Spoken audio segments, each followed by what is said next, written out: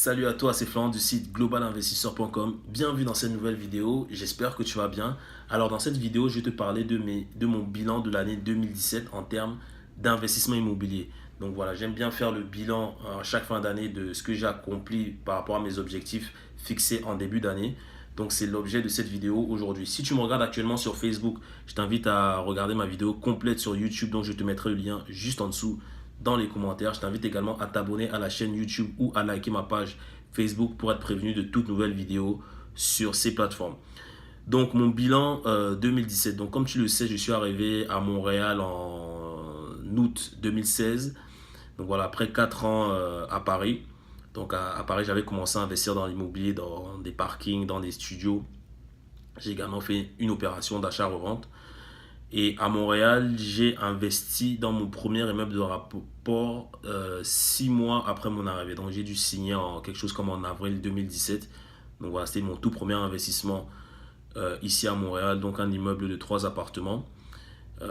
Donc comment j'y suis arrivé? En fait, voilà, dès que je suis arrivé à Montréal, je me suis tout de suite renseigné sur les différentes méthodes pour investir dans l'immobilier. J'ai pris une formation, donc la formation de Stéphanie Milo, qui est un gros investisseur immobilier ici à Montréal. Elle possède plus de 97 appartements pour près de 9 millions de dollars de patrimoine immobilier. Donc j'ai suivi sa formation qui m'a énormément apporté en termes de méthode de financement créatif, car c'est ce pilier-là, si je peux appeler ça comme ça, c'est ce pilier-là qui m'a permis en fait d'acquérir mon premier immeuble de rapport. Voilà, en termes de rentabilité, la rentabilité n'est pas très élevée par rapport à ce que j'ai pu faire en France. En France, je tourne autour de 12-13% brut. Ici à Montréal, cet immeuble a une rentabilité de 7%, donc avec un potentiel d'augmentation à 8,5 voire du 9%. Donc voilà, je suis en train de tout réorganiser pour faire des travaux, augmenter les loyers et pourquoi pas même faire un peu de location à la semaine afin d'augmenter les revenus de mon immeuble. Ma deuxième opération que j'ai faite, c'est également toujours sur Montréal. Donc c'est une location avec option d'achat. Donc c'est là où j'habite actuellement à Montréal. Donc là, en ce moment, je loue avec la possibilité d'acheter l'appartement d'ici 1 an ou 2. Donc voilà, c'est quelque chose à laquelle je réfléchis encore. Mais voilà, ça pourrait être une bonne option. Après, pour faire de la colocation ou de la location saisonnière également.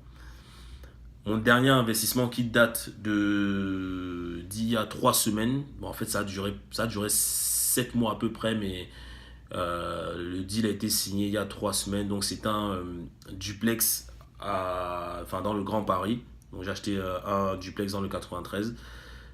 Donc j'ai géré toute l'opération à distance. Donc je n'ai pas visité le logement, j'ai tout géré à distance.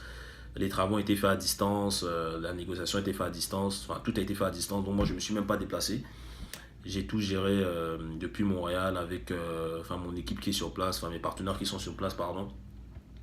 Donc voilà, ils se sont occupés des visites. Donc voilà, toute l'opération s'est faite vraiment via FaceTime en fait. Donc moi je suivais tout par vidéo, voilà, les mails, les appels avec les artisans, la banque, etc.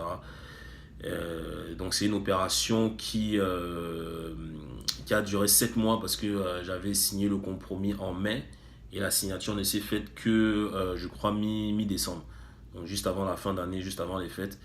Donc ça a été une opération assez compliquée.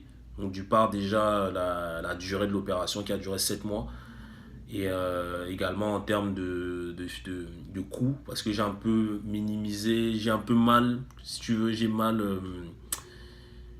en fait calculé l'enveloppe des travaux. Donc du coup j'ai dépassé mon budget lié aux travaux. Mais bon, voilà, ça m'a quand même permis d'apprendre en fait comment gérer les travaux à distance, ce qui n'est pas évident. Et ça m'a également permis de voir que c'est possible d'investir dans l'immobilier à distance sans se déplacer. Donc je te ferai une vidéo plus détaillée par rapport à cette opération-là. Ça juste que c'est une opération très rentable qui me rapporte actuellement du 8%.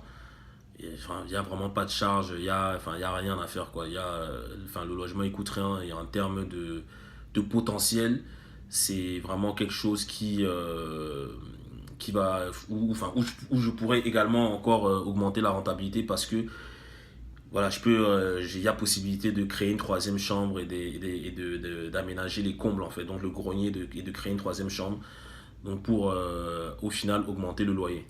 Donc voilà, je te ferai une vidéo plus détaillée par rapport à cela. Le troisième point, donc là c'est plus du côté entrepreneuriat, c'est le lancement de ma chaîne YouTube et le lancement de mon blog, donc globalinvestisseur.com.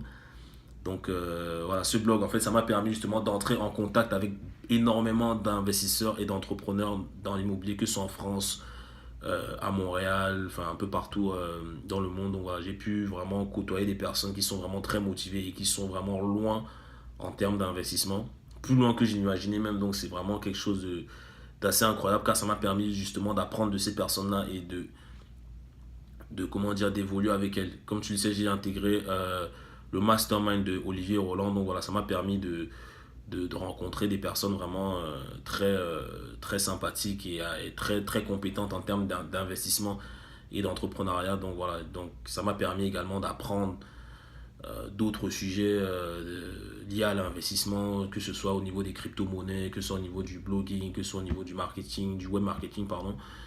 Donc voilà, c'est quelque chose qui m'a énormément apporté en cette année 2017. Donc là, en gros, c'est ce qu'il y a eu de positif dans mon année en termes d'investissement. Pour l'année 2018, j'espère aller de l'avant et de poursuivre mes investissements immobiliers. Là, je fais un petit break parce que, bon, comme je te l'ai dit, mon dernier investissement en France, ça m'a coûté pas mal d'argent. Donc là, je suis un peu épuisé financièrement. Donc ça me permet d'affiner mes stratégies d'investissement, de mieux me former et également d'expérimenter de nouveaux types d'investissements, notamment les crypto-monnaies en ce moment. Donc je me suis lancé tout récemment dans les crypto-monnaies. Donc voilà. Donc je te remercie beaucoup de m'avoir écouté. Je t'invite également à liker la vidéo, je t'invite à la partager.